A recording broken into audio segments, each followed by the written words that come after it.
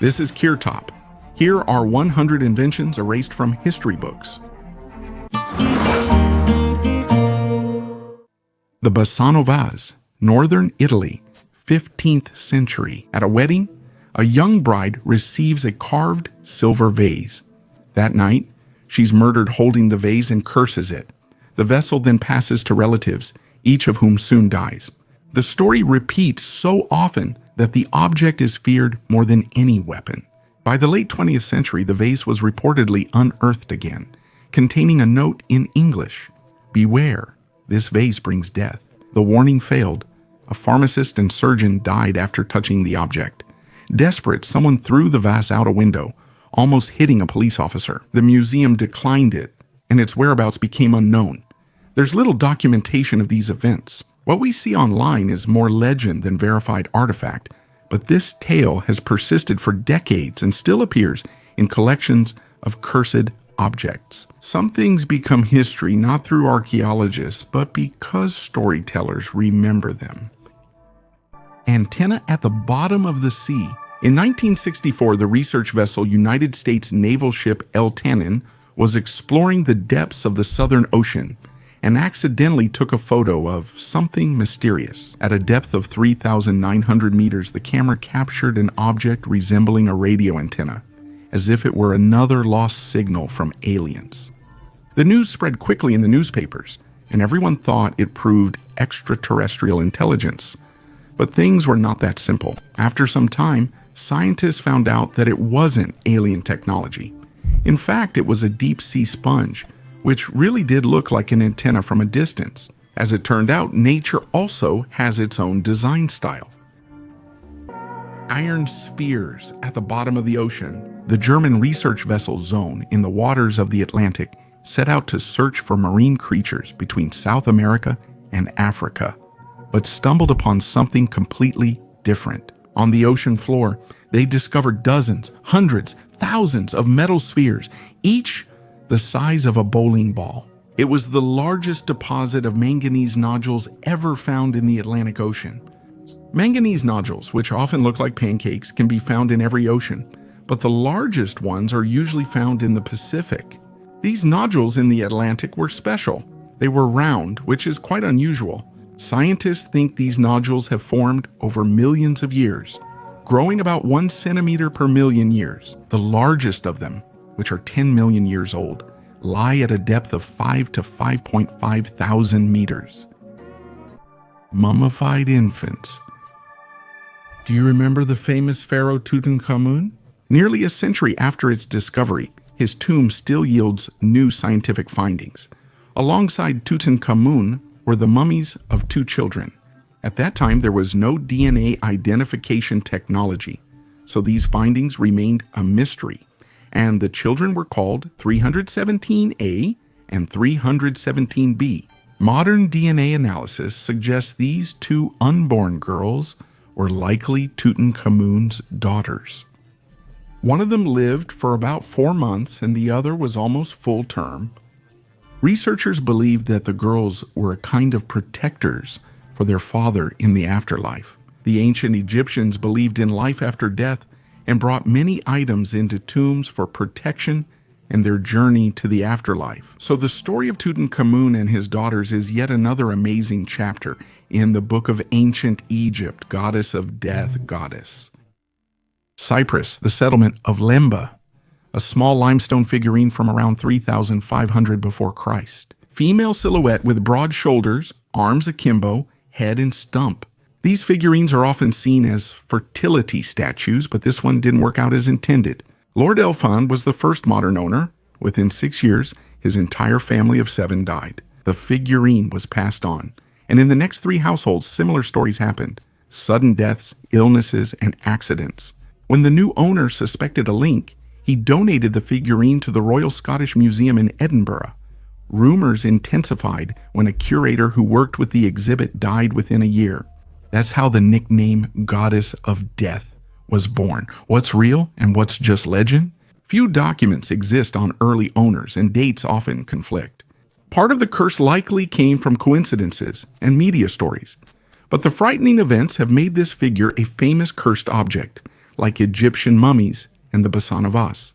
Ironically, it was likely created as a symbol of life and fertility, a goddess statuette meant to bring children, not take them. Today, the exhibit serves as a talking point: archaeology, fact, curse, and its surrounding culture. But if I'm talking about strange discoveries, I can't skip over the limb goddess.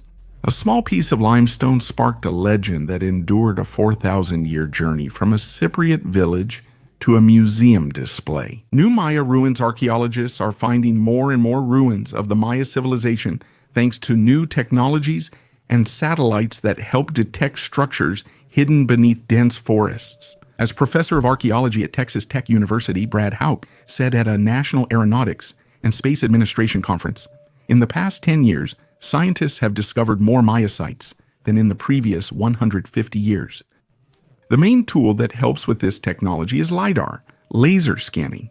LiDAR allows us to see through dense forest vegetation and reveals structures that were previously hidden. Using this technology, archaeologists are finding new ruins in modern Mexico, Guatemala, and Belize. One such project is the research in the northeastern part of Belize, where a team of scientists is studying an area of 650 square kilometers. In just a few days, the scientists discovered 28 new large sites. The technologies of the past used by the Maya for water management and agriculture may prove useful even in our time. Tim Murda from the University of North Carolina at Charlotte noted that the Maya adapted to changing climate conditions by creating terrace systems and reservoirs to combat droughts.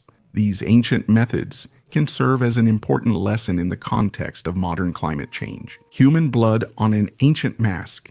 The golden mask of the Sican sculpture, found on the northern coast of Peru, contains traces of human blood. The Sican culture, which existed from 750 to 1375 AD, is known for its luxurious gold artifacts, including funerary masks that were created during the Middle Sican period and often accompanied the elite in their tombs. In the 1990s, archaeologists excavated the tomb of one such elite individual. Inside, a skeleton was found, sitting upside down, painted bright red with cinnabar, with a gold mask covering the separated skull. Around the skeleton were the skeletons of 2 young women in childbirth and midwifery poses, as well as 2 children. In a recent study, scientists analyzed the paint on the mask and identified 6 human blood proteins, including serum albumin and immunoglobulin G. They also found proteins from egg white, presumably from a musk duck. Researchers think blood symbolized vitality and may have been linked to the deceased's rebirth. Lacquered coffin. In 2018, archaeologists in Jiangsu, China, found a unique 700-year-old lacquered coffin from the Yuan dynasty. Its bright red surface was perfectly preserved thanks to the multi-layered lacquer coating, which protected the wood from moisture and decay. Lacquered coffins symbolized high status in China and required complex techniques, with multiple lacquer layers applied and polished to a shine. This method of preservation allowed the coffin to survive for centuries with virtually no damage. The discovery is also important because the Yuan dynasty left relatively few burials, and this coffin can tell us a lot about the burial traditions of that time. Icy ruins under the snow. We are used to thinking that the Arctic is a place ruled only by icy emptiness, lifeless and devoid of any traces of civilization. But what if that's not true? What if under the thick glaciers there are not just signs of ancient peoples, but entire lost satellite cities? Recent research has led to the discovery of anomalous shapes beneath the icy crust, which may indicate ancient ruins hidden deep within the northern depths. According to some scientists, these cities could be much older than the earliest known civilizations. Mesopotamia, Egypt, and ancient India may have just been continuations of something far greater and more mysterious than we can imagine. How is this possible? How could such cities be hidden under kilometers-thick layers of ice? These anomalies are still just hypotheses, but every new study deepens the mystery. Satellite images from the planet's most remote areas reveal odd shapes and lines resembling buildings, streets, or whole cities. What if these glaciers are not just barriers, but burial grounds of ancient civilizations, ice caps that conceal not only climate changes, but also forgotten epics of humanity. Amazingly, it's possible that these cities fell victim to global catastrophes that preceded the ice ages. Is anything older than what's trapped in eternal ice? Scientists are now more interested in this question than ever. And perhaps if we unravel the mystery hidden beneath centuries-old ice, we will reconsider not only the history of our civilizations, but also our very understanding of how our world developed. Atlantis, at the bottom of the Caribbean Sea, 8,500 years ago on June 5th, at 1 post-meridian, is suddenly struck by a mountain-sized asteroid crashing into Earth at high speed. Bang, 5 billion tons heat the Atlantic to boiling. According to the theory of a scientist from Germany, this is exactly how the destruction of Atlantis happened. The lost civilization, that they say, was flooded by a giant wave as tall as Mount Everest. The disaster site is now known as the Bermuda Triangle. Scientists once believed Atlantis was in the Caribbean Sea near Bimini Island.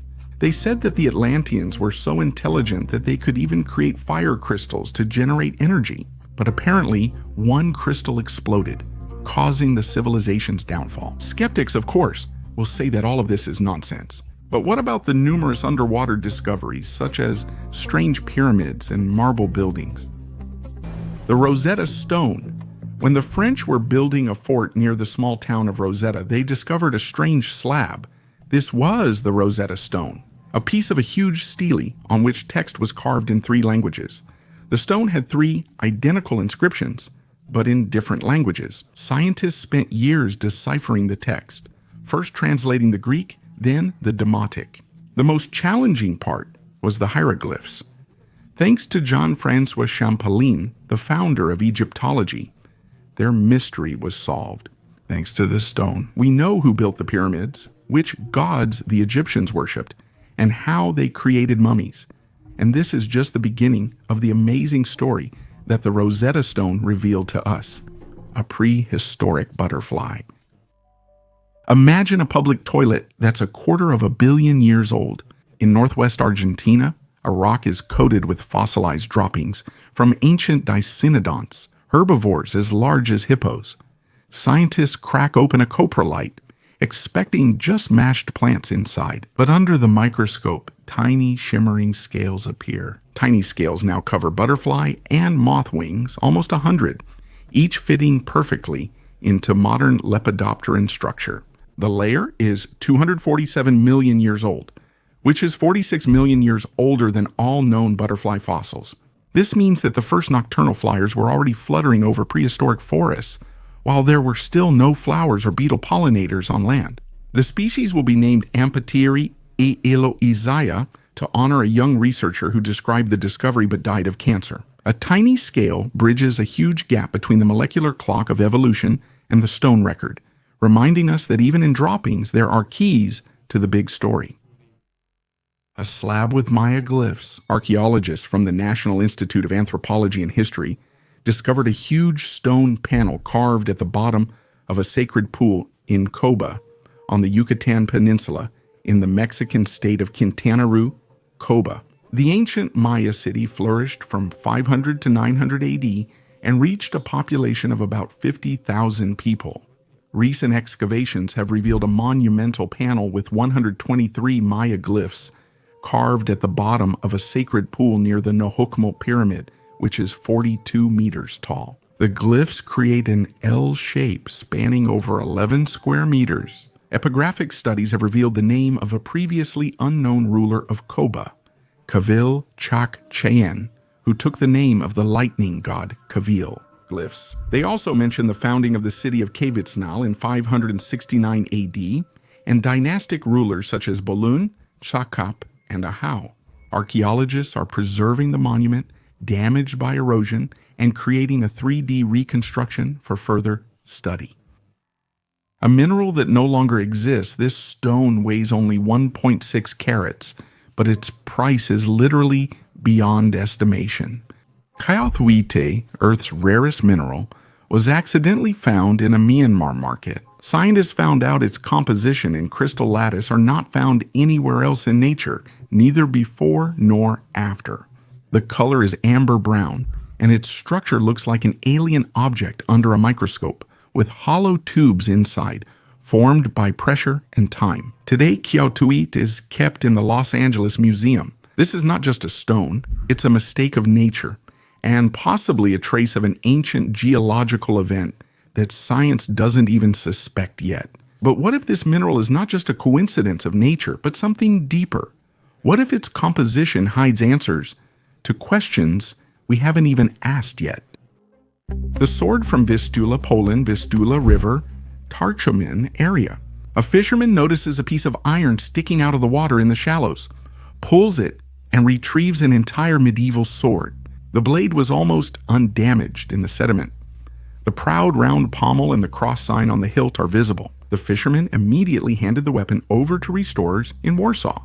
Experts confirmed that the sword is authentic and dates back to the Middle Ages. They can be more precise after analyzing the metal and blade shape. The river shifts course, erodes banks, and uncovers things hidden in the eel for centuries. So the weapon could have fallen off a boat, sunk during a crossing, or been thrown into the water after a battle. The blade is now being conserved. Corrosion will be removed, the metal stabilized, edges inspected, and markings examined. This is our chance to capture a real piece of medieval Poland. Not a replica, but a sword that lay for centuries in the Vistula riverbed. It decided to return on its own. The mummy of Amenhotep. Scientists were able to unwrap the mummy of King Amenhotep I, which had not had a single layer of embalming linen removed for more than 3,500 years. They were helped by advanced X-ray technology and computed tomography. With the help of scanning, researchers were able to see the face of the ancient king, learn his age, height, and even his health condition at the time of death. The 3D images created showed that Amenhotep I had an oval face with a narrow chin, a small nose, and slightly protruding upper teeth. Based on the analysis of the bones, scientists determined that he died at about 35 years old and was generally healthy. Interestingly, Amenhotep I's brain was left intact during mummification, which is rare for New Kingdom pharaohs like Tutankhamun and Ramesses II. He was also buried with 30 amulets and a belt with gold beads. The original tomb of Amenhotep I has not been found, but his mummy was discovered in Luxor in 1881. By creating thousands of thin tomographic slices and combining them, scientists built a complete 3D reconstruction of the king's body, including the skull from the quarry. The next incredible story is about the famous Piltdown Man. We go back to 1912 to the small village of Piltdown in England. In a gravel pit, they discovered the bones of an ancient, extraordinary human who lived over 500,000 years ago. This skull looked like a mix between an ape and a human, as if it were the missing link in evolution. Archaeologists, including the famous Charles Dawson, were thrilled and even named the find after him, Anthropus dawsoni. Additional bones and a canine tooth from this ancient human were found in the quarry. The Piltdown Man was seen as a human ancestor, but in 1953, the truth was uncovered. It was all a forgery. The skull was stained and made to look ancient, and the jaw belonged to an orangutan. Even the canine tooth was painted. Many suspect Dawson himself of creating this forgery. There are other suspects as well, including the famous writer Arthur Conan Doyle, but the mystery remains unsolved. The Piltdown Man became a notorious archaeological hoax. As you can see, even scientists can be deceived. Do you believe this story? Why did the Vikings need the Arctic? The Vikings undertook amazing sea expeditions in search of precious ivory, reaching the most remote northern regions of the earth. New genetic studies of 31 ivory artifacts found in European museums show that they reached Greenland and the Arctic, interacting with local peoples such as the Inuit and their predecessors, the Tuniat. Almost half of these walrus ivory artifacts come from animals that lived in regions between northwestern Greenland and the Arctic. This indicates extensive trade related to the high demand for ivory in medieval Europe. Archaeologist Peter Jordan from Lund University believes that these findings raise questions about how small Greenlandic communities could organize such large-scale expeditions. Greenlandic sailors probably waited for the ice to melt to open up a narrow 10-week window for hunting and trading. Although there is no direct evidence of contact between the Vikings and the indigenous peoples of North America yet, scientists consider it possible. Research shows that the Vikings were not only farmers and settlers, but also far-sighted traders and strategic resource extractors. The high demand for ivory may have led to the over-exploitation of resources, which ultimately caused them to leave Greenland in the 14th century. The Roman road in Manchester, Liverpool Road, had its asphalt removed for repairs, and just 40 centimeters below, a paved Roman road was uncovered. The layers resemble a sliced cake, original bedding, leveling, and gravel repair layers. The road was maintained to prevent potholes. Archaeologists say it's the best Roman discovery downtown in 20 years. The route led to a former nearby fort. They also unearthed household items, ceramic fragments, decorative glass, and regular road debris preserved beneath the modern street. After conservation, the site will be documented, items cleaned and displayed. A mysterious drink in a jug. A 3,000-year-old distilled alcohol, the oldest known, was discovered in China. This rare liquid, found in a Shang Dynasty bronze vessel, shows distillation technology existed in China much earlier than previously believed. The owl-shaped vessel was discovered in 2010 in tomb EM257 at Doxinzhuang, Shandong province. Because of corrosion, it couldn't be opened immediately. Only in 2024, after careful restoration, researchers were able to look inside, and to their surprise, the vessel contained a clear liquid that was preserved thanks to the tight sealing. Analysis at the laboratory of Shandong University confirmed that it was distilled liquor. It did not contain sugars or organic acids typical of fermented wine, but had a neutral pH of 5.8. This distinguishes it from previously known alcoholic beverages of the Neolithic era and the Zhou dynasty. The road through the ashes. Southern Italy. While laying a gas pipeline during routine work, the excavator hit something strange under a thin layer of volcanic ash. Footprints of bare human feet and nearby hoof prints. Archaeologists rush to the site and discover an ancient escape with people, women, children, and livestock fleeing their homes quickly. But this isn't Pompeii, not the year 79 AD. These tracks are 1,800 years older, around 1,995 before Christ. The time of the so-called Avellino eruption, one of the most devastating cataclysms of the Bronze Age. Previously, it was thought that little was known about it. We can now see the escape routes of those who tried to flee, their last choices preserved in ash. Centuries later, people resettled in the same place. Archaeologists have found remains of settlements dating back to 1200-1900, before Christ, and even Roman structures. The cycle repeats, first an eruption, then a return, as if the earth itself won't let us forget. This isn't just a story about a disaster, it's about repeating mistakes, about the stubbornness of human hope, about memory that, like ash, still remains underfoot. The bird plane. 25 to 28 million years ago, pelagornithids flew in the skies over the oceans, the largest flying birds we know of. Their wingspan reached over 7 meters. That's almost like a small airplane. Their bones were thin and hollow, so even at that size, their weight stayed low, letting the bird stay airborne for hours. The main tool was a long beak with bony serrations along the edges. These aren't real teeth, but rather bone outgrowths. But it gave them a great grip, letting them catch slippery fish and cephalopods at the water's surface. It is believed that pelagornis would take off from coastal cliffs, spread their wings, catch an updraft, and then glide over the waves almost without flapping their wings. They are found worldwide, including South Carolina, Morocco, Japan, New Zealand, and Antarctica.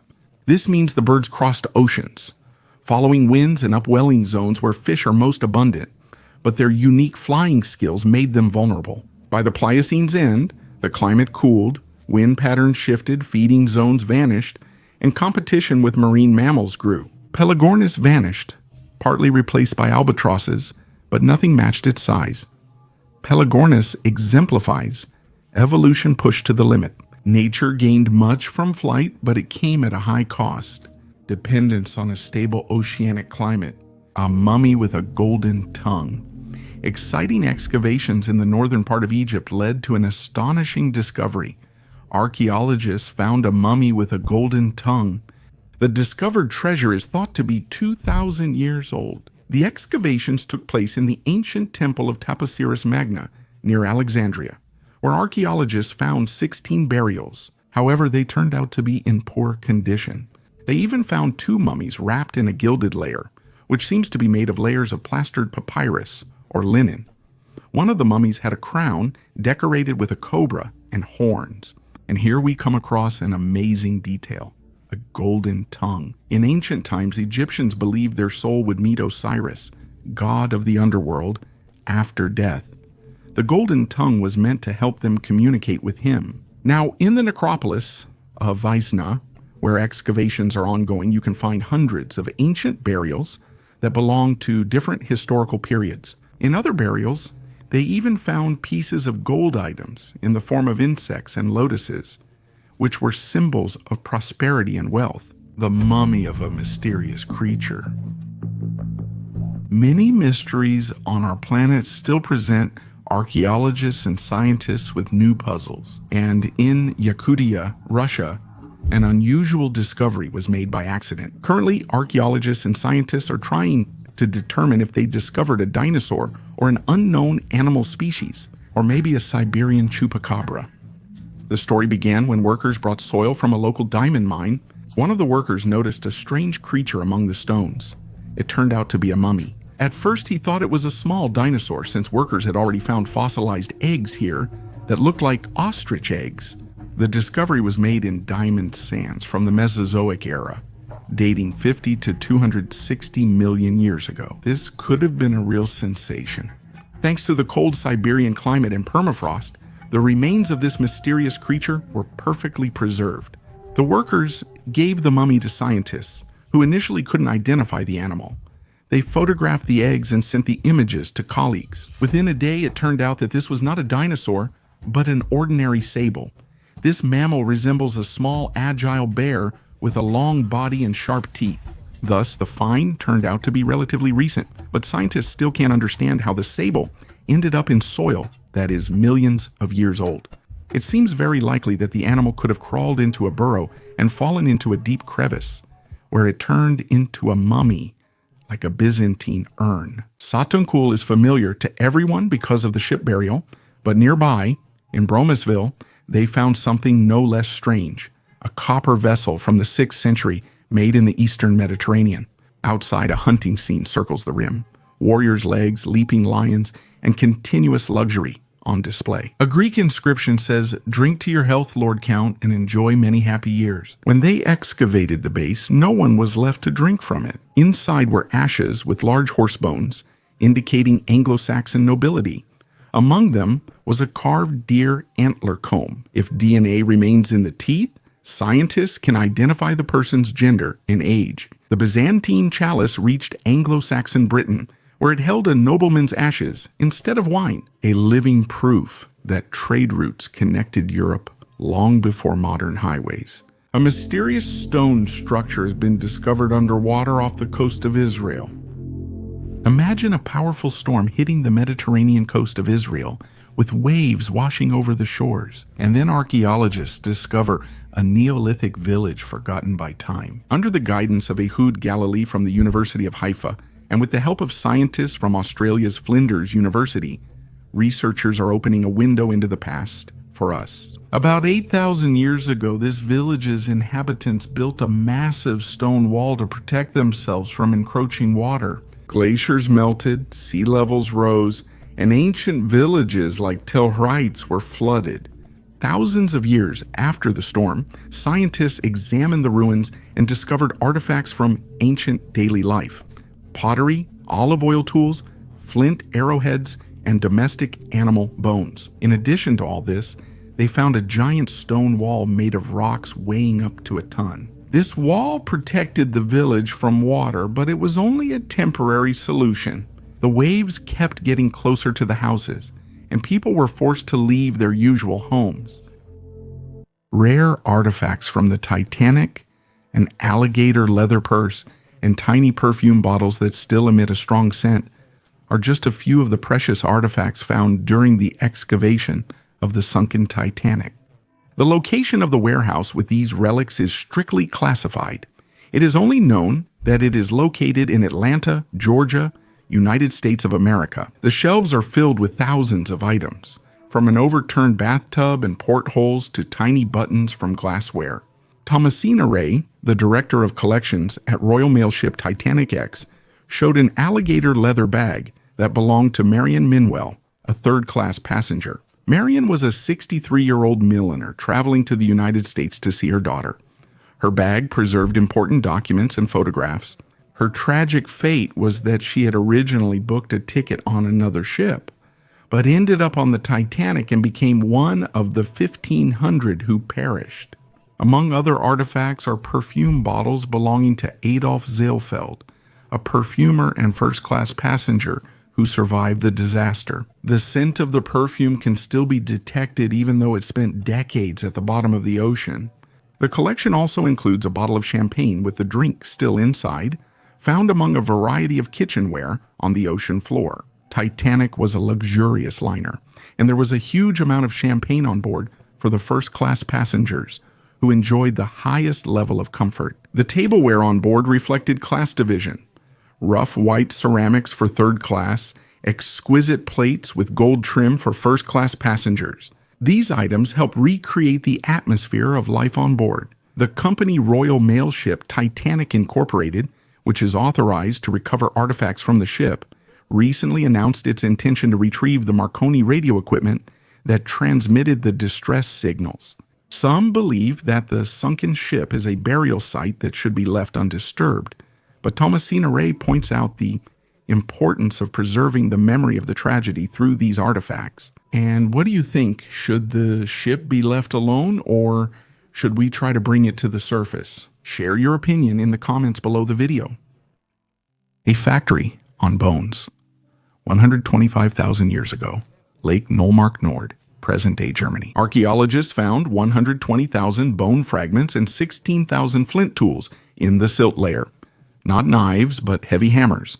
Nearly all long bones of horses, deer, and aurochs are split neatly lengthwise, as if opened for their contents. Nearby are ancient hearths with ash, charred nuts, acorns, blackthorn, but most importantly, the so-called bone cauldrons. Tubular bones are burned externally, cleaned inside, and set upright in the fire. They melted the marrow into liquid fat, providing crucial calories, since a protein-only glacial diet would cause rabbit starvation and death. The situation is clear. Hunters dragged carcasses to the water, broke them up, rendered the fat, mixed it with plant additives, and likely stored or traded it for other resources. This isn't starving wanderers improvising, it's more like a food factory handling preparation, processing, and logistics. Lake Neumark Nord shatters the image of the primitive Neanderthal. We're talking about people who created seasonal menus, understood nutrition chemistry, and mass-produced fatty fuel before clay pots existed. Burlog Cemetery, Yakutia, Buryulek River. You won't find shells or pretty stones here, but you may see ancient tusks and skulls sticking out of the ground. This is one of the largest mammoth cemeteries on the planet. Thousands of bones, thousands of years old, hold mysteries of the past. Why did so many animals die together? The cemetery became known in 1947, but the first serious research began only in the 1970s. At that time, scientists suggested that mammoths came to the river in search of food, but the swampy banks couldn't support their weight and the animals drowned, while lighter animals could pass further without any problems. Over 39 years, paleontologists have extracted more than 8,500 bones from the ground, 99.5% of which belong to mammoths, and at least 150 individuals have been found. But time, smugglers, and ancient peoples have all left their mark. A campsite was discovered nearby where our ancestors broke mammoth bones to make tools and weapons. Recent research shows hunters intentionally drove mammoths here rather than arriving by accident. For 1,000 years, people regularly returned to this place to get meat and tusks. This cemetery is more than a natural feature. It shows an ancient hunting strategy. Imagine in 1,000 years, humanity has gone from nomadic hunting to exploring space. And in the past, people could return to the same place for centuries just to survive. We will probably never achieve that kind of stability again. The first step out of the water, not far from Edinburgh, in an abandoned quarry, paleontologists lifted a slab of volcanic ash and saw a tiny skeleton, only 10 centimeters long, but with distinct little legs and a paddle-shaped tail. They named the find West Lothiana. It lost its gills and now breathes air, but its skin remains smooth and it still fears drying out. Zircon analysis revealed an age of 346 million years, 14 million years before vertebrates officially emerged on land. You can already see the future in its tiny wrists and fingers, so much like ours. The little creature lived on the edge of the swamp, crawled out for insects, and instantly slipped back into the water. A transitional organism shifts the start of terrestrial evolution and reveals many gaps in the ancient timeline. The secret that was known in the CIA. In 2002, declassified CIA documents were made public. One of them was simply called the Noah's Ark Report. It mentions a strange object on the slope of Mount Ararat, a formation resembling the skeleton of a huge ship. Rumors about this place had been circulating since the mid-20th century. Strangely, the CIA used reconnaissance planes and later satellites for surveillance, all focused on this anomaly. According to the official version, nothing special was found in the images, but dozens of requests to publish the footage, especially from 1974, were denied. Why hide the images if there's nothing on them? Later, researchers collected soil samples from this place, and they found marine organisms in them. But Mount Ararat stands at 4,420 meters high. Does this mean that water really was here? The very same water from the biblical flood? It might seem like a coincidence, but there are just too many such coincidences, and for too long people have tried to avoid this place. An observatory without a telescope. Before the invention of the telescope, astronomers used primitive instruments to observe the sky. One of the most outstanding astronomers was Tycho Brahe, a Danish scientist who achieved remarkably precise results thanks to instruments such as the astrolabe and the armillary sphere. His data on the positions of planets and stars were much more accurate than any previous observations. Tycho Brahe created the first star catalog with over 1,000 stars, serving as a key reference for later scientists. In 1572, he observed a supernova, which disproved the Aristotelian idea of the unchangeability of celestial objects. His collaboration with Johann Kepler led to the formulation of the 3 laws of planetary motion, which became the foundation for the work of Isaac Newton. In 1576, King Frederick II of Denmark gave Tycho the island of Hven, where he built the Uraniborg Observatory. It was the first observatory specifically built for astronomical research and observations. The observatory included living quarters, astronomical instruments, and an alchemical laboratory. Tycho Brahe's main motto, engraved in the library, said, "What a man is matters more than what he is thought to be." After Frederick's death, Tycho quietly lost support and was forced to leave Hven in 1597. After his death, the observatory was destroyed by order of the new king, Christian IV. Today, Uraniborg and nearby Stjärneborg are partially restored as part of a museum honoring Tycho Brahe's life and legacy. The Golden Ring, Jerusalem, City of David. Under the floor of a late Roman, early Byzantine building, archaeologists found a small gold ring about 2,300 years old. It dates to the Second Temple period and Hellenistic influence. It is smooth without any inlays. The modest ring was found in the foundation's technical layer, with construction fill directly above. That means it was placed there during the foundation laying, not lost by accident. And this is not an isolated case. Within a year, another similar ring and several small decorative corners were found under the foundation in the same area. Researchers note the Hellenistic tradition of engaged girls or their families burying jewelry and children's items in a new house's foundation. It's a symbol of coming of age and seeking protection.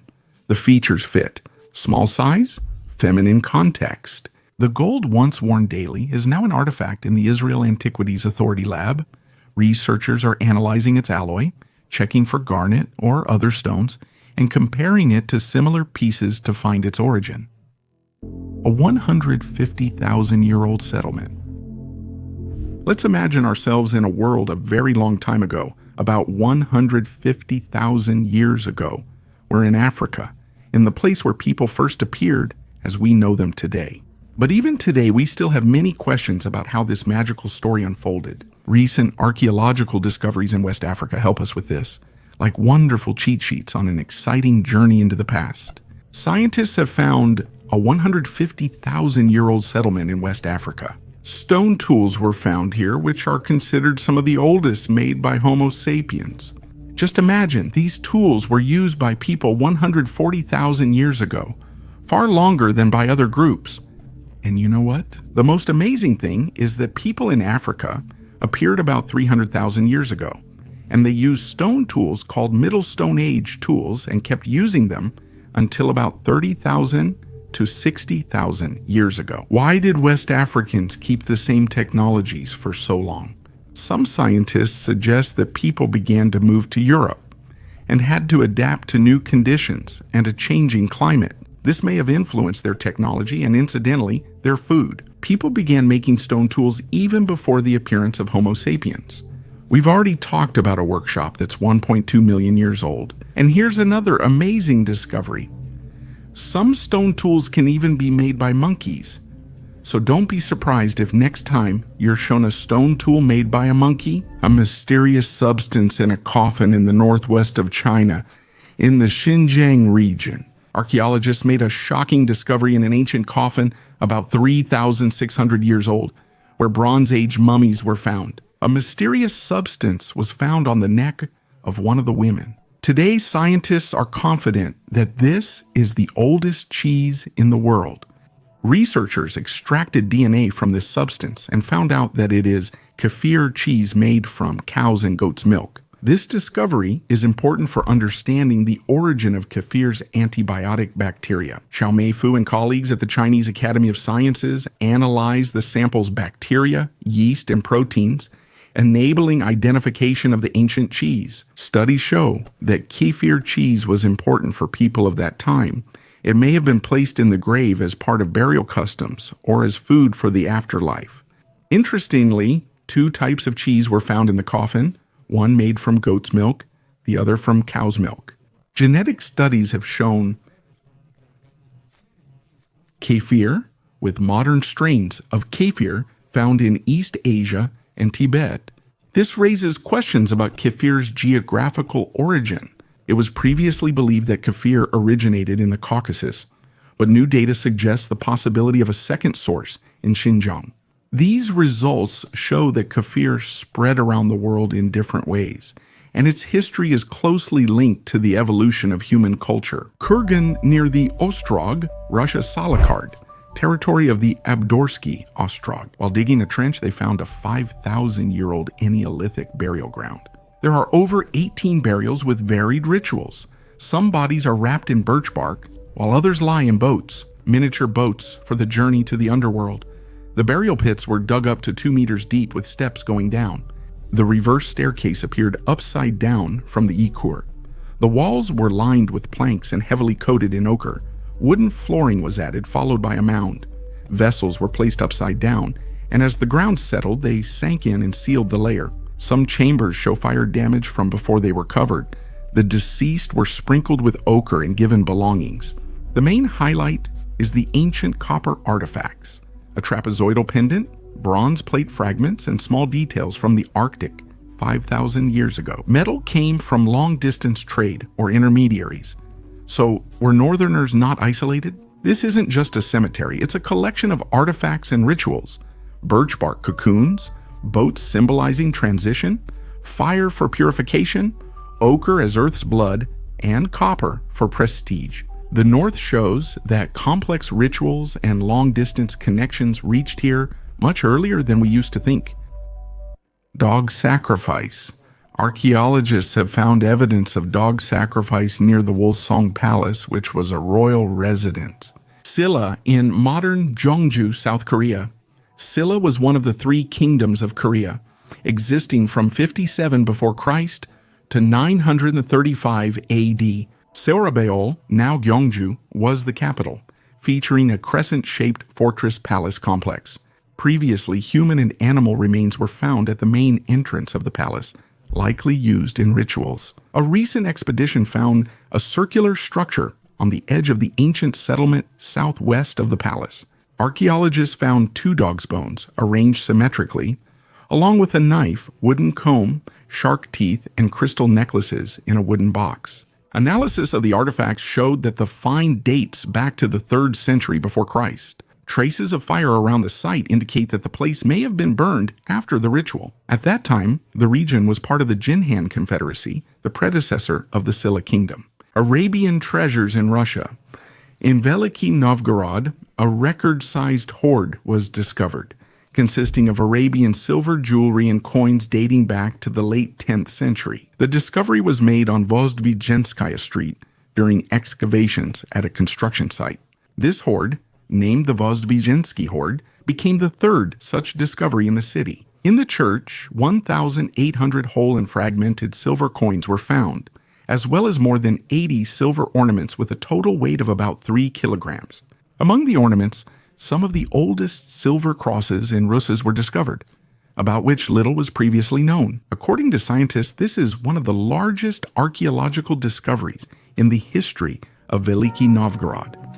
The black sarcophagus is known worldwide as the find of the century because everyone expected to see Alexander the Great inside the stone coffin.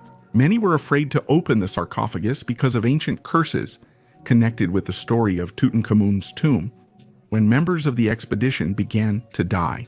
But archaeologists are sure that the curse is just a scary story. And so the sarcophagus was opened, and inside there were 3 skeletons. Apparently they were warriors, because one of them had a fractured skull, but there were no golden masks or treasures. So this isn't Alexander the Great. Now these mysterious skeletons are in the Alexandria Museum for further study, and we continue to believe that one day the sarcophagus of Alexander the Great will still be found. Science acknowledges many pyramid mysteries, and their guardians remain unsolved. Great minds are working on the most difficult mysteries of the past, but it seems that our ancestors hid their main secrets perfectly. Bone multi-tool, Belgium, Skladina Cave. Archaeologists find the femur of a cave lion, a giant predator that even Neanderthals usually feared, but this bone had a second life. There are 4 different tools on it. One end was used for pressing wood, the long side is worn down, and it was used to grind down flint blades. The adjacent section is smoothed into a rounded scraper for cleaning hides, and the opposite tip was left sharp for piercing leather or hides. The layer dates back 130,000 years, marking the end of the Zeal oligarch. Those who left the multi-tool didn't just break the bone for a purpose. They invented the original Swiss Army knife. Small notches have been preserved on the surface, traces of at least 2 stages of resharpening. This combines efficiency and technology. One modular tool replaces 4 separate ones. The fact that lion bone was chosen as the material is also noteworthy.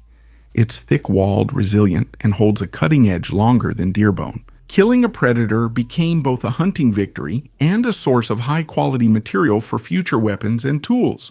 This led to the first multifunctional tool in history. The Stone Age didn't need rivets to invent the principle of the Swiss Army knife. A round man-made object was found at the bottom of the Sea of Galilee.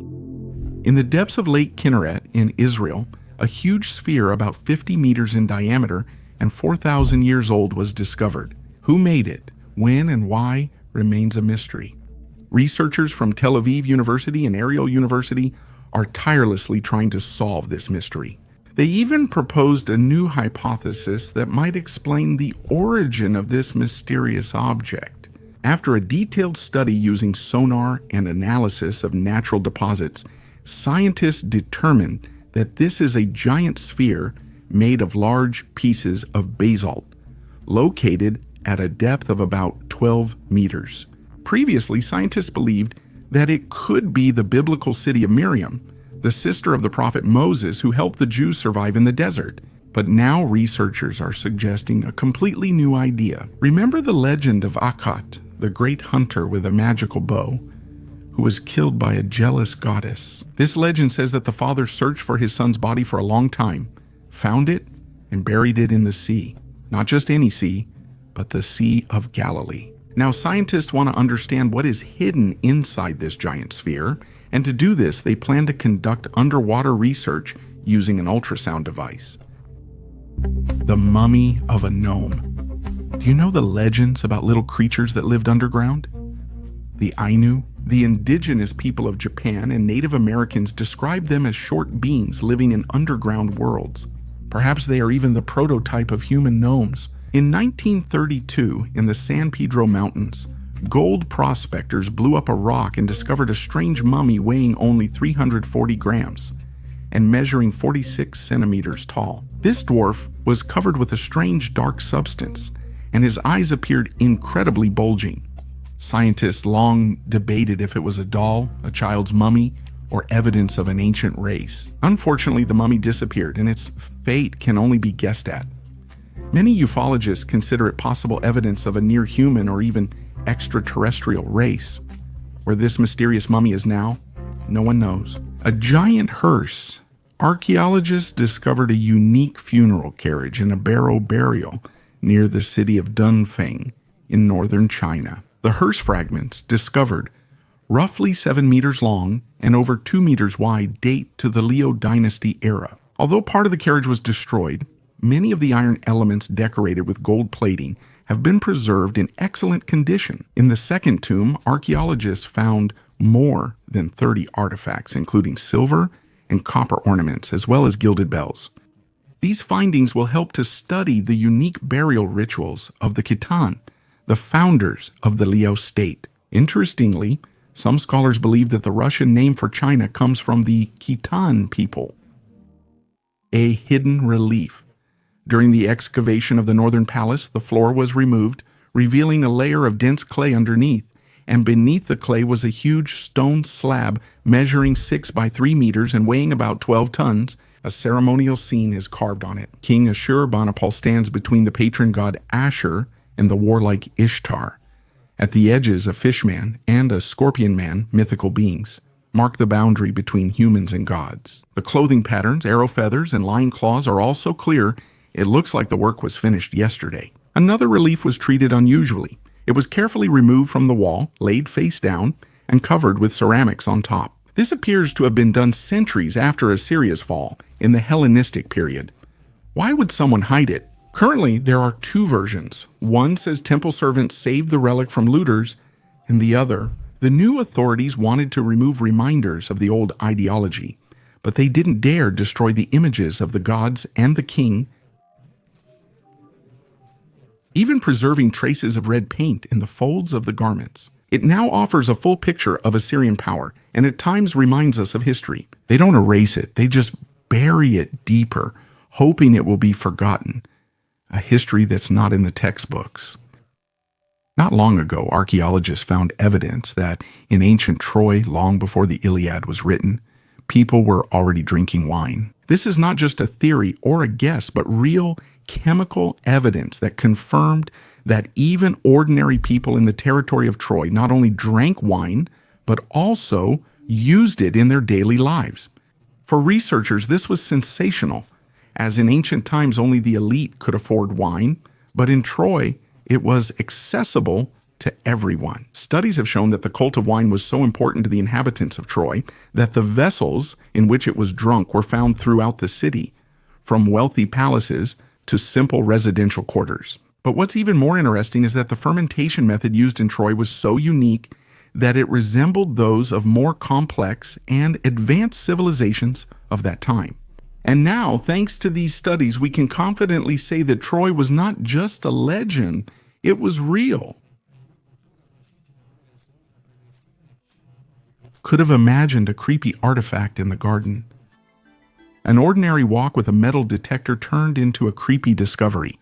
A California resident accidentally found a mysterious chest buried in a friend's garden. Initially, he thought he'd find small items like coins or bottle caps, but he discovered a heavy metal box marked with strange symbols. The men opened the chest expecting valuables, but found only dirt and a few plastic flowers. The main issue was the SS emblem, a Nazi Germany symbol. Some theories suggest World War II soldiers used the chest to transport trophies. Despite the many theories, the origin of the chest remains a mystery. Who buried it and why? And why is there only trash inside? Maybe historians can uncover this discovery secret. A salt brick instead of money, a brick. On an ancient fresco discovered in Cala Akmul, a United Nations Educational, Scientific, and Cultural Organization World Heritage Site on Mexico's Yucatan Peninsula. The first documented case of salt trade among the Maya, more than 2,500 years ago, is captured on a fresco depicting everyday life. A salt seller shows a buyer a salt brick wrapped in leaves, while another person holds a large spoon over a basket, presumably with loose salt. This is the earliest known image of salt being sold in a local market. Maya salt, being a necessary biological element and a means of preserving food, was a valuable commodity for the Maya due to its limited availability. Salt bricks could be easily transported by canoe along the coast and up the rivers in southern Belize. Archaeologists from Louisiana State University Kaiser Mackillop discovered the first remains of ancient salt kitchens in 2004, submerged and preserved in a saltwater mangrove lagoon in Belize. Since then, she and her team have explored 70 sites, which are a network of buildings and rooms known as saltworks. Paynes Creek. Mackillop's team discovered 4,042 wooden posts, a canoe paddle, a high-quality jadeite tool, stone tools for salting fish and meat, and hundreds of ceramic vessels. By studying the ceramic vessels used for evaporating brine, researchers found that they were standardized in volume, indicating the production of uniform salt units, which may have been used as a means of exchange, similar to money. The Second Sphinx of Giza, Eastern Edge, Plateau.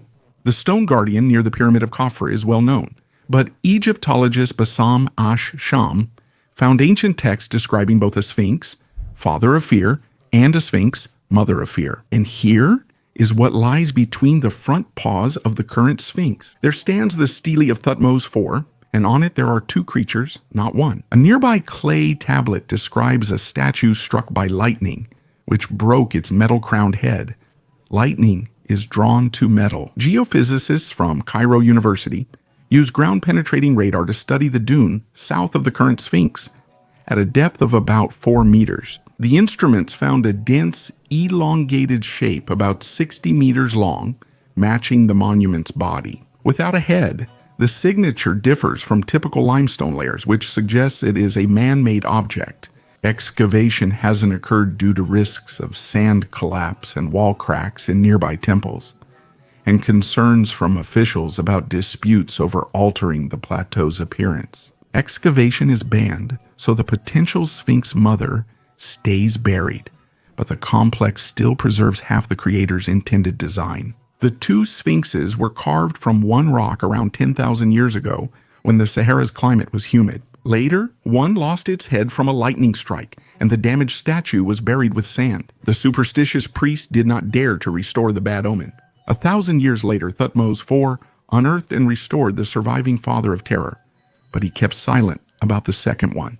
We've only seen half the design since then. As long as the mysterious shape stays buried under the sand, Giza's history remains incomplete, like a missing page from a great book. A petrified bullet in Crimea, a mysterious 2,200-year-old bullet, was found inside a stone. Yes, you heard that right, a bullet? Back then, there were no firearms or gunpowder yet. Researchers discovered it when the stone split open. How did a bullet end up inside an ancient stone? This discovery could rewrite history. Could a bullet from the future have ended up in the past and remained buried for thousands of years? In any case, the artifact is shrouded in mystery, and we can only guess what really happened. What do you think? Share in the comments. Twice-eaten Olduvai Gorge, Tanzania, about 1.8 million years ago. Archaeologists found two types of bite marks on early human bones. The first were wide, jagged notches along the edges, like chisel marks. These are from a crocodile. On top, narrow punctures and long, shallow scratches typical of a big cat, such as a leopard, were visible. The people were first caught by a crocodile, then a land predator scavenged their remains. Unfortunately, in those times, this was the usual situation in the early savanna. Water attracts both prey and predators. Findings like these challenge the idea that humans have always been hunters. 2 million years ago, humans were just one part of the food chain. At one stage of evolution, we were often the resources ourselves. A standard trip to get water for a human was a chance to find food, and just as likely, a chance to be eaten by predators. This shows how dangerous the watering hole was before humans became apex predators. The pharaoh's cell phone is one of the most inexplicable archaeological finds, discovered in the tomb of the ancient Egyptian ruler Thutmose Khepri Chiu-ai. Archaeologist Amin Fahmy discovered this strange object back in 1923 during excavations in the Valley of the Kings. At that time, researchers didn't quite understand what it could be, so they placed the item in a museum. 100 years later, they decided to return to it to study it thoroughly. The device shocked scientists with its resemblance to a modern mobile phone. It was a thin rectangle made of gold and jade, with engraved symbols on it that looked like buttons. Could there really have been time travelers who managed to bring a modern device into the past? Archaeologists have found bas-reliefs in pharaohs' tombs showing ancient Egyptians holding objects resembling modern smartphones. Some researchers have suggested that it could have been a decorative ornament or a status symbol, but no one has been able to determine its exact purpose. The materials and manufacturing techniques, which were unusual for that era, especially raise questions. In the early 20th century, photos of this object and its discovery site quickly leaked to the press. The exotic find gave rise to many theories and speculations. Some claim that it is proof of contact between ancient Egyptians and extraterrestrial civilizations, or time travelers, while others believe it is a joke or a hoax. Despite numerous studies, the pharaoh's cell phone remains a mysterious artifact with no analogs in the history of archaeology. This discovery continues to inspire scientists to conduct new research and makes us think about the unsolved mysteries of ancient Egypt. The pyramid on the site of the volcano. The Great Pyramid, at the Mayan site of San Andres, was built in response to the eruption of the Tierra Blanca Joven volcano in the Lago Ilopango caldera. San Andres is located in the Zapotitan Valley in the La Libertad department. El Salvador was founded around 900 before Christ as an agricultural center that became the capital of a Mayan state between 600 and 900 AD. The eruption of the Tierra Blanca Joven volcano, which occurred around 539 AD, became one of the largest volcanic events in history, ejecting about 43.7 cubic kilometers of volcanic material. It caused significant climate changes and devastated an area with a radius of up to 100 kilometers. Dr. Akira Achikawa from the University of Colorado Boulder noted that due to the scale of the disaster, many settlements were abandoned, and it took a long time for them to recover. However, research in San Andres, just 40 kilometers from Lago Ilopango, showed that construction began just a few years after the eruption. The construction of the La Campana Pyramid began just 5 to 30 years after the eruption, and it took about 80 years to complete. The 7-meter-tall pyramid with a 23,000 cubic meter volume became the valley's largest structure. Dr. Achikawa proposes the pyramid was built with volcanic ash and held religious significance tied to volcano worship to guard against future eruptions. The first king of Belize jungle, Caracol. For nearly 40 years, archaeologists Arlen and Diana Chase excavated stairs, markets, and dams until reaching the heart of the Kana complex, the heavenly place. Beneath the slabs, they found a narrow passage leading to a cinnabar-painted chamber. On the floor was a skeleton with jade beads on its shoulders, along with 11 painted vessels, carved bone tubes, a mosaic mask, and raw meat-colored pandilus shells. The hieroglyphs on the stele have long referred to the first ruler of the city, Tekara Kagabchak, Hand of Thunder. Now the text matched the bone. The dating is about 350, only 20-30 years after the ascension in 331. Caracol was already an independent power before the envoys from Teotihuacan arrived in 378. He didn't awaken because of outside influence. He was already ruling, trading, and collecting tribute. The objects around the body tell their own story. Jade shows royal blood, cinnabar symbolizes sacrificial power, Pandilia shells indicate Caribbean trade, and thin bone tubes belong to priests who inhaled cocoa powder before rituals. This is not just a random collection, but portraits of the state gathered in its founder's personal capsule. For scientists, this is not just a skeleton, but the first chapter of the history of Karakol, hidden by the lianas for almost 1,500 years, a city that shouldn't exist. In the south of modern Iraq, among the sun-scorched lands, lie the ruins of Eridu. Once, canals flowed here, craftsmen worked, and the fields were irrigated by a precisely calculated system. Recent studies have shown that Eridu is not just an ancient city, it is possibly the very first city on Earth. Satellite data shows archaeologists found over 4,000 canals and about 700 farms in a highly organized pattern. Some canals reach 9 kilometers, with a complex irrigation network, something scattered tribes couldn't build. This needed engineers, workers, and management. And all of this existed thousands of years before the Sumerians, Egyptians, and Akkadians appeared. Strangely, the region was abandoned, so the ancient system remains almost untouched. It's as if our modern city were buried under ash and someone found it completely intact 6,000 years later. Eridu is mentioned in the Sumerian king list as the first city to which kingship was granted from heaven. When myth coincides with geodesy, it gets a little unsettling. Why is a bottle of wine 750 milliliters? Why is the volume of a wine bottle 750 milliliters and not 1 liter? There are many theories around this question. Some people think that this volume is convenient for a European family at lunch, while others associate it with optimal wine storage. Some claim that this is a historically established standard for glassblowers, while others are sure that 750 milliliters is simply a convenient volume for transportation. The true reason is in the 19th century trade calculations. Wine was exported from France to England, which used the gallon system. 1 gallon was equal to about 4.5 liters, and a standard French wine barrel held 225 liters. Dividing it into 750 milliliter bottles yielded exactly 300 bottles. To simplify trade, it was decided to count batches in exactly this volume. 1 gallon made up 6 bottles, and a case was 12 bottles. This standard remains today. Alcohol was also significant in the past. The Sumerians, for example, used 2.5% weak beer to disinfect water. The earliest traces of wine were found in Georgia and Armenia, making them the ancestral homelands of winemaking. Interestingly, in the 1970s, the United States planned to switch to liter bottles, but studies showed that 750 milliliters is the ideal volume for wine aging. As a result, this standard became global, retaining its significance even in countries with the metric system. The Spear of the Gods.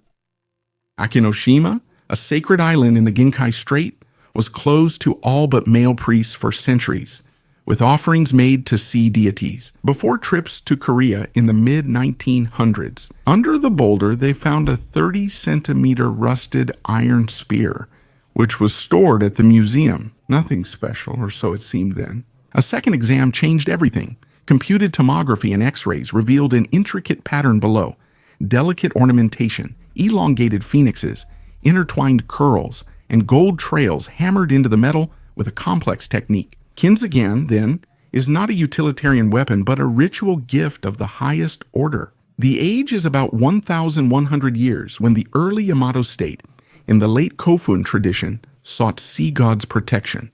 Akinoshima has given thousands of similar votive offerings, mirrors, beads, weapons, and is included in the United Nations Educational, Scientific, and Cultural Organization World Heritage List. The Agency for Cultural Affairs is conserving the spear, scanning and documenting every millimeter. It's a good reminder that under rust, the prayer of a whole era may be hidden. Bas-reliefs with mechanisms. Sometimes we see faces, animals, or objects in the clouds. This is called pareidolia, when our brain sees familiar images where they don't actually exist. But what about cosmic pareidolia? Remember the face on Mars that was just a mountain? Something similar occurred in Dendera, Egypt. In an ancient temple, archaeologists discovered a bas-relief depicting a gas discharge lamp. Did the Egyptians really use electricity?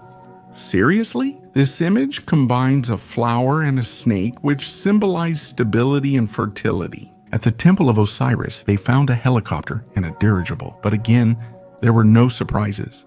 It turned out to be traces of old plaster, which wore away over time and created these interesting patterns. Nothing like this had been found before. Norway, Oslo, the port district of Bjørvika. Archaeologists found nearly 3,000 medieval items during city excavations, most of which are leather. Shoes of all types, low and high boots, pairs with perforation, embossing on bins, wrinkled soles, and little paws. People repaired shoes since leather remained valuable. They also found over 20 leather bag fragments, a reminder that there were no pockets in clothing. Everyone carried things on their belt or tied them to their clothes. There are also scabbards from swords and knives. Personal weapons were as common as wallets. The most touching thing is more than 40 children's shoes, some as small as a palm, with the same construction and the same patches, just in miniature. Children wore adult-like clothes and their belongings were cared for. The accumulation was found near old dumps by the Alna River, where trash thrown by the water was washed into the lowlands by floods, then covered with silt and preserved without oxygen. That's why the leather didn't fall apart, but remained in layers up to the present day. The Baghdad Battery. How do you explain this find from the past, which combines technologies of the present? In 1938, in the Iraqi desert, archaeologist Wilhelm Koenig discovered a mysterious clay jar. Inside the jar was an iron rod wrapped in copper. It looks like an ancient battery that's 2,000 years old. A scientist used a replica Baghdad battery filled with grape juice to generate electricity. The television show Mythbusters also tested this theory, and it turned out to be plausible. Could the ancient inhabitants of Iraq have used this jar as a battery? Or maybe they just stored scrolls in it? Or was it a clever trick in temples? Scientists are still debating this. Unfortunately, the original jar was stolen in 2003, and now we can only guess what it was actually used for. Perhaps this jar is the key to the secrets of ancient technologies, or maybe it's just an interesting artifact. The oldest 3D map in the world. Archaeologists have discovered the world's oldest 3D map, which is 13,000 years old. It was carved on quartz sandstone in the Ségugnol 3 cave shelter in France, and, according to researchers, represents a schematic depiction of the landscape of the Paris Basin. According to the analysis, the map shows the terrain with indications of water flow directions, which was critically important for people of the late Paleolithic. Anthropologist Tony Mills says ancient people viewed water flow knowledge like we view distance and time today. An important discovery was that Paleolithic people not only recorded the landscape, but also deliberately altered it by creating artificial channels. In Peshchanik, to manage the flow of rainwater, the map's creators deliberately opened cracks in the stone to direct water through the settlement. This shows that 13,000 years ago, people already had engineering skills and understood hydrology well. Archaeologists also suggest that the carved channels may have had psychological or ritual significance related to water and the concept of nature and life. The skull of Murave, Catamarca, Argentina. Builders digging a water pipe trench discovered several burial urns. In one of them, they discovered a human skull of a very strange shape, which the local press dubbed the head of the Ant-Man. The shape, however, is hard to mistake for an ordinary one. The forehead is extended forward, the crown is stretched back, and the skull looks as if it was squeezed in a vice. The first reaction people had, naturally, was to think of aliens and genetics. But archaeologists quickly cooled things down. Between the 3rd and 12th centuries, the Ciénaga and Aguada cultures lived on these lands, and they practiced artificial cranial deformation. They would simply wrap a baby's head with cloth and fix it between wooden boards, and the soft bones would gradually change shape. Of course, you might ask why? It's simple. Beauty, belonging to a group, social status. Just like today with tattoos or body modifications. There's little evidence that such practices harm health. A child's skull is flexible, and the brain grows to fill the available space. so most deformed skulls don't show signs of injury or developmental delay. There's also an alternative explanation, hydrocephalus, which is a buildup of fluid. Heidi Dawson-Hobbies pointed to this. But we would also expect other changes, like thinned bones and asymmetry. This skull shows why such finds shouldn't be quickly labeled as historical anomalies. Sometimes a strange shape isn't a message from aliens, but a very human desire to look like your own mysterious imprint beneath the earth. Another mysterious find was discovered by archaeologists in Israel, in the old city of Jerusalem. In a previously buried massive moat, researchers found an engraved handprint on the wall. Scientists excavated near a main city highway. It is believed that the moat was dug by Muslim defenders of the city around the 10th century to strengthen the defense of the city walls. Archaeologists didn't realize a major city street was built over a massive moat. Interestingly, the moat was carved directly into the rock, with a width of 10 meters and a depth ranging from 2 to 7 meters. Archaeologists remain puzzled about why ancient builders left a handprint over 1,000 years ago. Interestingly, this handprint might have belonged to a ruler, priest, or even a builder with a sense of humor. As we all know, moats were dug to be filled with water, but in our case, the moat was never filled with water. The ancient engineers believed that the size of this barrier would be enough to hold back or slow down the enemy. They shone under the rays of the sun. During the exploration of an ancient burial complex in the southwest of Spain, archaeologists discovered the remains of women buried in ritual clothing decorated with thousands of beads. According to scientists, this unusual attire indicated the high status of its owners and was used in special ceremonies. The burial, about 5,000 years old, is located in Valencino Concepcion, an archaeological site near Seville. The excavations revealed the largest collection of beads ever found in a single burial. In total, the study examined more than 270,000 beads made from seashells, stone, and bones. One burial in particular stands out: the burial of the Lady of Ivory. Her jewelry was probably connected to marine resources and the trade routes of the Copper Age. Researchers say the mother-of-pearl beads shone in sunlight, adding to the outfit's look. Scientists think the beads were attached to tunics, skirts, or cloaks, and traces of the fabric remain. The researcher notes that making such a quantity of beads would have required a team of 10 people working for at least 7 months. The scale of the work is impressive and indicates the complex craft traditions of that time. The ram in the thicket is from Ur, in the south of present-day Iraq. In 1928, Leonard Woolley uncovered the royal cemetery and pulled out from the debris what at first looked like a broken wooden stick with lumps of metal. After restoration, a figure emerges. The animal stands on its hind legs, reaching for a branched bush-like structure. It was given the poetic nickname Ram in the Thicket, although zoologically, it's more likely a goat with curled horns. It dates back to around 2550 before Christ, which means it's 4,500 years old. The figurines were found in the rich burial of a noble Sumerian, next to whom lay the sacrificial remains of 68 women and 5 men. It was a status ritual. No one entered the afterlife alone. The ram is wooden, covered with thin metal sheets, copper gilding, and inlaid with lapis lazuli and shell. The diamond pattern at the base may represent mountains. The branching bush is seen as the world tree, linking earth and sky. There is a practical version. The figurine served as stands for bowls used in sacrifice rituals. The animal stands on its hind legs and supports the branch, where a vessel with a drink or sacrificial liquid could be placed. In the ritual, Sumerian elite sacrifice, top craftsmanship, cosmic symbolism, and practical altar tools are combined in one small object. The ram shows that ancient people combined beauty, faith, and daily use in one item, which is why these artifacts last thousands of years. Demi Torzok was created by the famous human cat Kim Marco.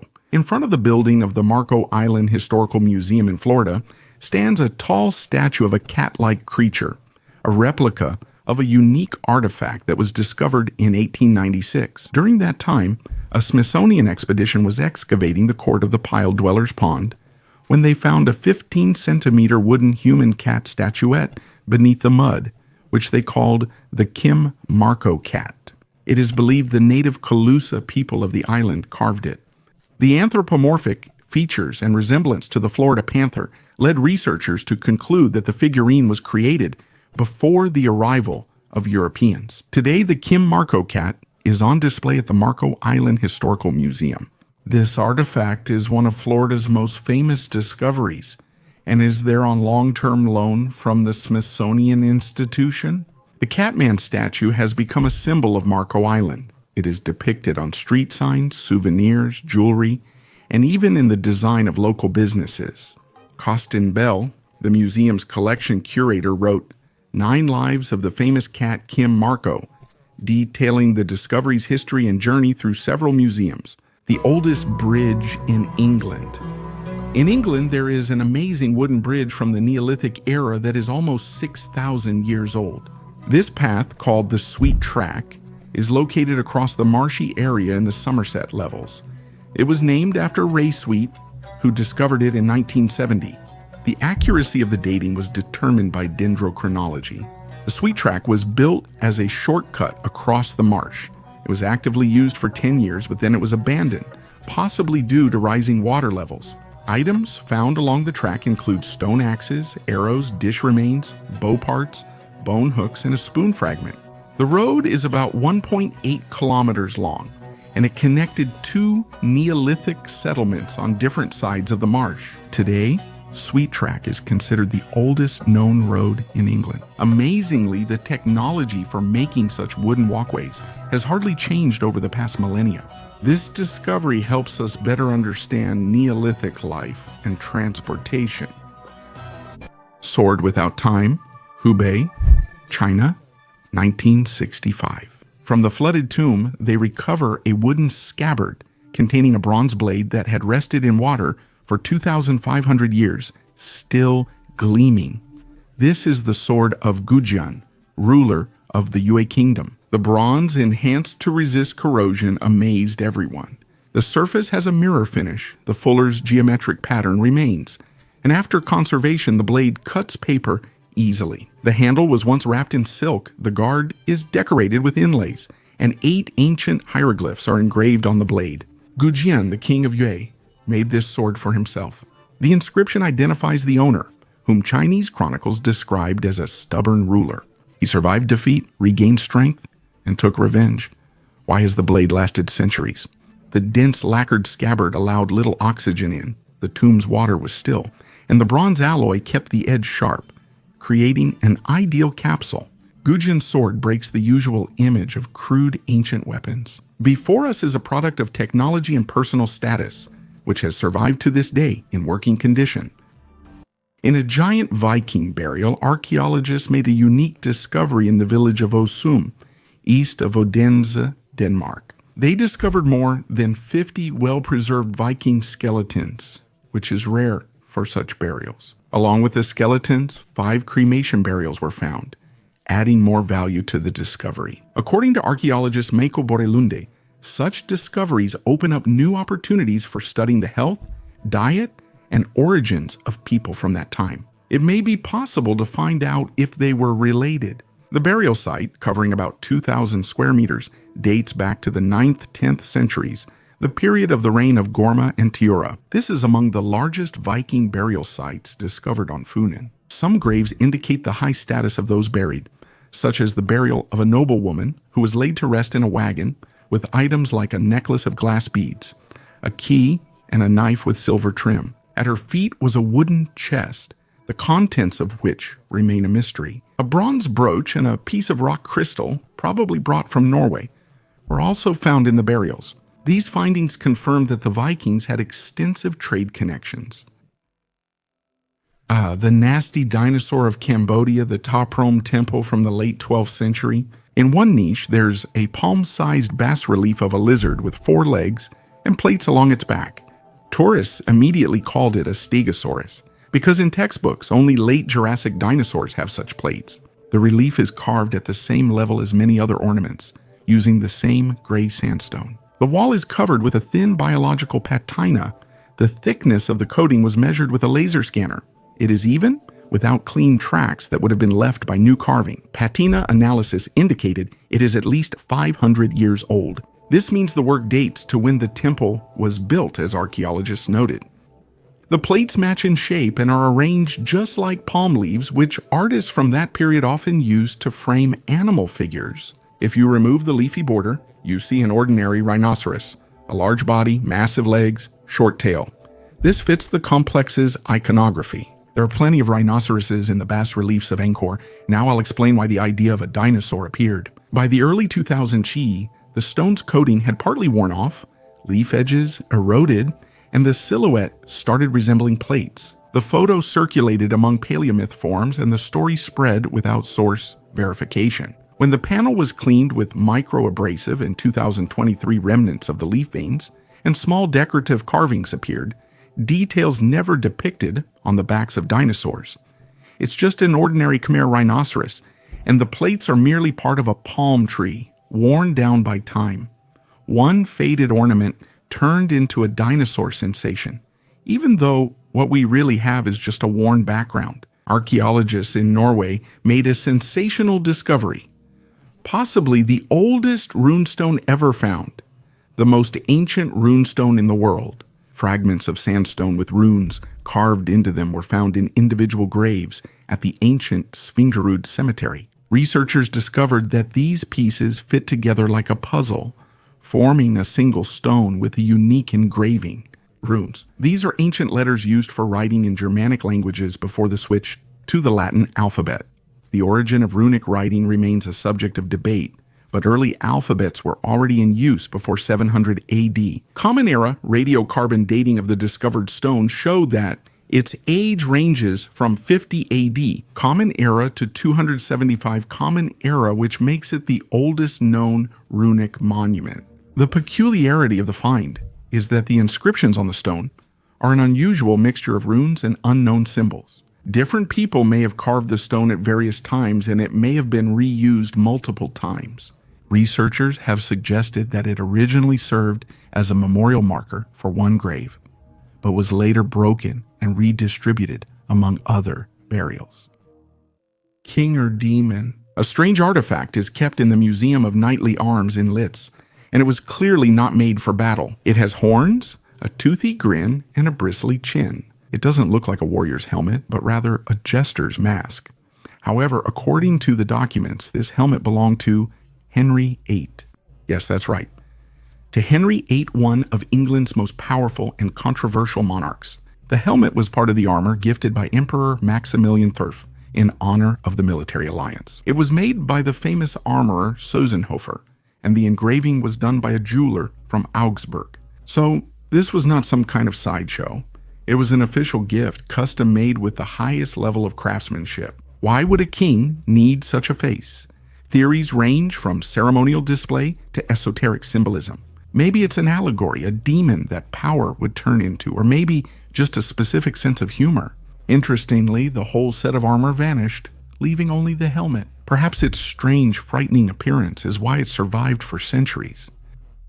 The Sword of Ramses, northwest Egypt, the archaeological site of Tel el-Abyad on the coast. During excavations here, a bronze sword was found with the name of Ramses II engraved on it. The same pharaoh who ruled over 60 years in the 13th century before Christ. Signed weapons are rare, making this find significant.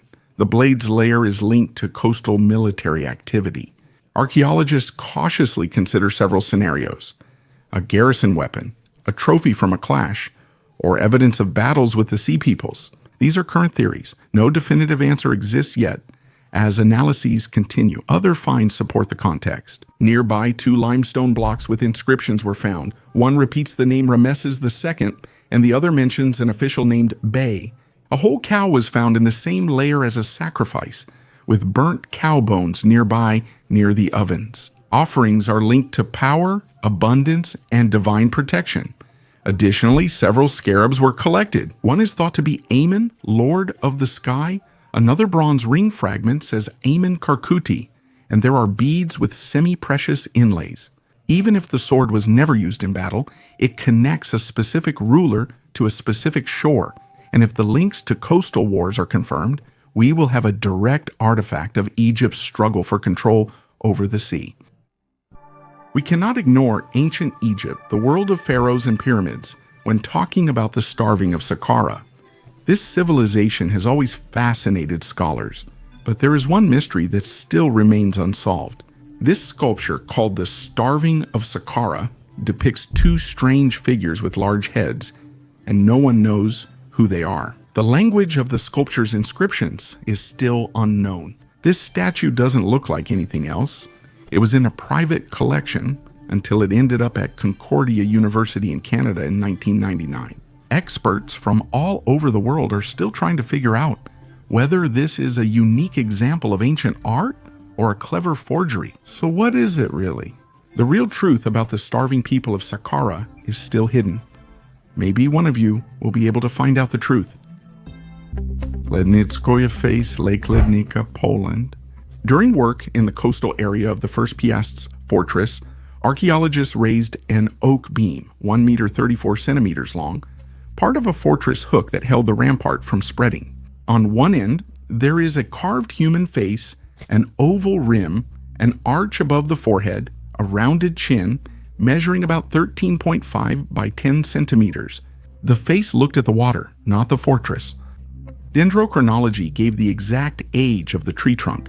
It's about 960 to 975 AD, the very time when the prince's residence, a chapel, and baptismal pools for the Slavs of the 10th century stood on Lednicki Island. Carved human faces on architecture are uncommon.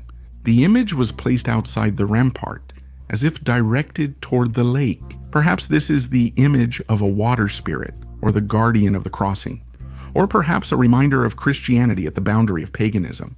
The island is a key point in the Christianization of Polish lands. It recalls the Slavic anthropomorphic figurines from Wollin and the four-faced idols. There are stylistic similarities, but not direct analogies. The carved face is being conserved.